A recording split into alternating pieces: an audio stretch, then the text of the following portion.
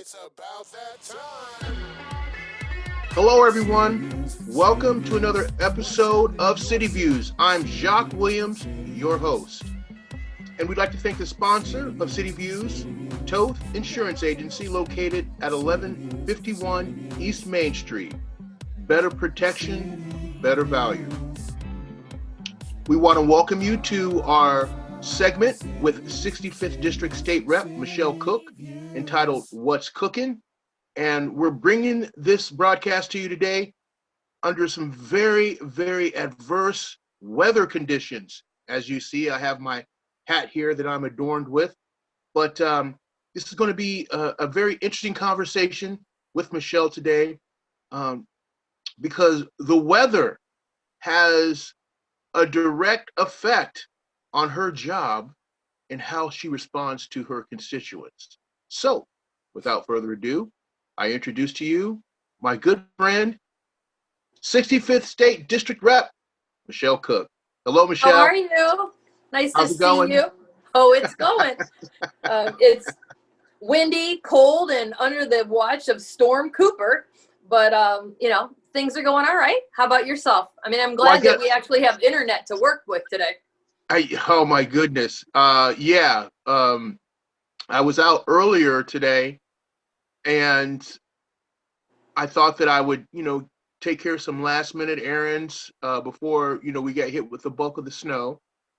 So I'm making my rounds to the bank, not realizing that the banks are observing President's Day today. Needless to say, that put a dent in my plans. I had to slumber back home. Of course, I was able to get my workout, and thankfully so, because I get to the gym. I get the first part of my workout in, and the attendant calmly walks up to me and says, excuse me, Jacque, but we're closing the gym early today. So at least I got, a third of my workout in and got back here, and now we are experiencing the impact of Storm Cooper. I think that it's important for us to give a huge shout out to those folks that are still working, the folks that are trying to keep our roads, cleared off. So if we do need to go out, people, if they're out working or delivering, or the ones that are at the grocery store or anywhere else, first responders and the like, huge shout out to them, because they don't really get to take a day off, and we rely on them to be where we need to be, where they need to be all the time. So a huge, huge shout out to all of those folks that are doing their job. Absolutely. And as we discuss some of the preparations and precautions for a storm of this nature, I know that puts you in quite an interesting situation, as I'm sure that you'll be getting some calls as to how people are being impacted by this. We do. I would say that right now, especially given the fact that we're still in the middle of a pandemic and people are trying to get their vaccinations and things like that, that's really the crux of the calls today or yesterday. Will the vaccination sites be still running? Will I still be able to get tested if I need to be tested? But other than that, I think that people recognize, again, that, our building is closed, but people can obviously still reach me via email or phone or what have you. But I believe that people kind of, they recognize that if the storms are the way that they are, God forbid something goes crazy. And right now, knock on wood, we still have all of our electricity and everything like that. And if that goes, God forbid, then that's when things start happening and people start panicking, and they're, because you don't want people to be without electricity, especially given the frigid temperatures that we are in. You want people to be able to stay warm and safe. So that would be when the calls really start to roll in, is when the power starts to go out. So I'm hoping and I'm praying that we make it through this one, that with everybody keeping the power that they have. And I think, too, Michelle, that kind of lends itself to the fact that maybe people don't always understand exactly what your job entails. I try to tell people that it's like Michelle's job, whether you want to think of it in these terms, it's a 24-hour a day, 7 day a week, 365-day-a-year job. It is. And you don't know in the morning when you wake up what you're going to be responding to. You just have to be ready to respond. And that's true. I mean, we would have our traditional legislative responsibilities, whether it be committee work or, certain constituent, things that we need to do, whether there's a business that needs some help, or you fill in the blank. We would have those, those various things that would already be lined up in your calendar accordingly, whether it be phone calls, meetings, responses, you fill in the blank. But there again, something like a storm that happens, or we have COVID that happens, and, or any other catastrophe or emergency or the like, and then that changes the game for my job to how can I advocate, how can I assist, what can I do for you to make sure that you are safe and healthy and in the way of which you need to be comfortable dealing with whatever adverse effects that we're dealing with. Sometimes it's just a matter of finding somebody a phone number and connecting them with somebody else that they might not know how to reach out to. Right now, a lot of it is social media and trying to make sure that we keep in touch with people as much as we can every day, as best we can with the information that they feel is vitally important. And responsiveness is extremely on the top mark of this job. People need to know that they can count on the person that they entrusted to be their voice in Hartford, whether that be local, state, or federal issues. And if I'm not the one that can help them with whatever the issue is, it's my job to help find the person that can. And your job not only entails responding to emergencies and things of that nature, but as we witnessed over the weekend, it also entails recognizing special things that happen in our community. And this Saturday, you had an opportunity to recognize a new business in our community, which I'm very excited to support and to see develop. Talk to our audience a little bit about that situation. We've all seen the old historic firehouse on Water Street sit there for many, many, many years and wondering what was going to happen with it. And as we've seen over the last, several months, there had been great happenings. And I think that people started really getting excited when they saw those incredible doors go up on the outside facing Water Street. And you knew something big was happening on the inside just by the statement that those doors make on the outside. And so we obviously, and you were there as well, I was able to recognize the Bad Dog Brewing Company on Water Street, a family-owned business, owned and operated, with their grand opening, ribbon cutting, and handing them a state citation for their recognition of the grand opening and wishing them well and great success. And I will tell you, the folks that were there on Saturday, I don't think that there was a table empty when I left. And, it's a great thing. And you look around and all the different communities that have, a brewery popping up or this popping up or that popping up. It's Torrington's time to have a brewery, and it's very, very exciting. So I'm not a beer drinker, so I don't win out of that deal. But I just think that by having a historical place there that has tons of history in our community for generations, and having a family that saw and had a vision, and it was really fun to listen to Matt's story about how he decided to brew beer. And it was because he got one of those small brew making kits about 1.5 years ago. And that's what started his vision to this. And they took a leap as a family, and here we are. And it's incredible. I encourage everybody, if you don't drink beer and you don't drink wine, because they've partnered with the Sunset Vineyards from the Goshen area up there. They have soda from Avery. So it's all local stuff, all Connecticut products, and they're partnering with the food trucks. And Saturday for the opening, we had Singing Sliders. It's a local guy right here in town. My understanding was yesterday they had crepe truck, which I would have gone just for the crepes, but my day got away from me. So I encourage people to stop in, introduce yourself, let them know that you're thankful that there's a new business in town, and show them our warm welcome that Torrington residents know how to do. I hope it sets the groundwork too for other small businesses to consider bringing their business to Torrington, because it's it's kind of lending itself to the paradigm of buying low and selling high.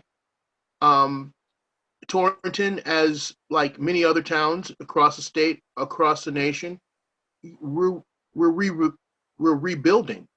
Right. Um, Well, I mean, you look, the social house switched hands during the coronavirus.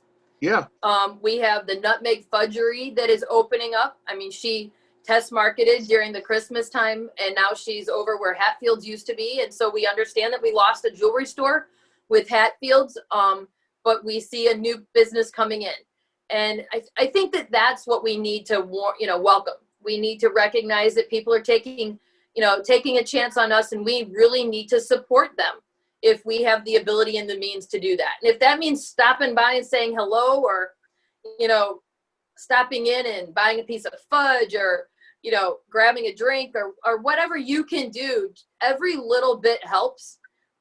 But people need to know that the community that they're taking a chance with will support them.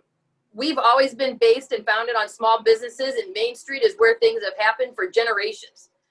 And I think that that's what we're seeing continuously, that we need to continue to support those small businesses, those Main Street stores, the mom and pops, or the inventive risk taker that's really going to get in there and say, you want to know what, I have a vision, and this is what I want to do. From that little kit of brew making to opening a brewery, that's awesome. And we need to continue to work on that. I think too, people need to understand that, what you're saying is not just lip service. Through our government relations committee, we are listening to the small business community, especially now, and we are including some of those issues that small businesses are facing currently during the coronavirus, to make sure that their concerns are on the legislative agenda, and that you guys are listening to the residents here in the Northwest corner. Right. I mean, and it starts through the pandemic and beyond, right? So we recognize that businesses have been struggling, and today we just got a message that we're going to be allowing businesses to open, and they've extended the curfew now to 11 o'clock p.m. It was 9:30, then it was 10, 10, and now we're going to go to 11. And it's the little things. But I also think that throughout this pandemic, we've learned some of the things that the governor has been able to do through the executive orders that are things that we need to continue with. I know that you've heard that conversation about streamlining the processes for paperwork and the like, partnering with private companies to do public business, and, just fill in the blank. I think that there's things that we've learned throughout this pandemic to help us do business differently in the state, more efficient for business owners, and how can we continue to maintain that? And that doesn't mean just business owners. That means constituents as well. And we've given people the opportunity to stay home and do telemedicine with their doctor, so they can still be safe, but still maintain a medical relationship with their provider. That's something we need to continue. And all of these things that we have learned are beneficial coming out of a pandemic. And we continue to hear those, not only through government relations, but through the constituents as well, and letting us know, hey, we really appreciate this change. Can we continue to maintain it even past the pandemic, whenever that might be? Well, Michelle, I think that with that being said, the residents of not only Torrington and Northwest Corner, but the residents of the state can look forward to a little relief from the federal government in the tune of $1 billion that's going to be administered to the state to help deal with the impact from the coronavirus. Before we wrap up our conversation, Michelle, can you talk a little bit about how that relief is going to benefit the residents of our region? Well, I'm extremely excited about the little over $2 million, almost $3 million that the Board of Education is going to be receiving through the CARES Act. And we will be able to not necessarily use that on staff, if you will, but use that on a variety of different things to help us continue to move forward with our educational purposes for our students. We know that they have been really struggling during the pandemic, and, educating virtually is very difficult for some. It doesn't work for everybody. And then there's a social emotional piece. And so I'm really excited about that almost $3 million that we're getting there. We've done things here through the pandemic, and the municipalities have the opportunity to submit all of the things that they have expended, money that they've spent on pandemic response, to be able to be reimbursed for that. And then what else you might need. And I think that those are forever changing needs and wants. And so as we get the money and it comes to the state, then that'll be trickled down accordingly. And I think that a lot of it is going to be still planned out as we move forward. But we also know too, look, we need to have vaccination response. We need to be able to get the vaccine in as many people as we can, as fast as we can.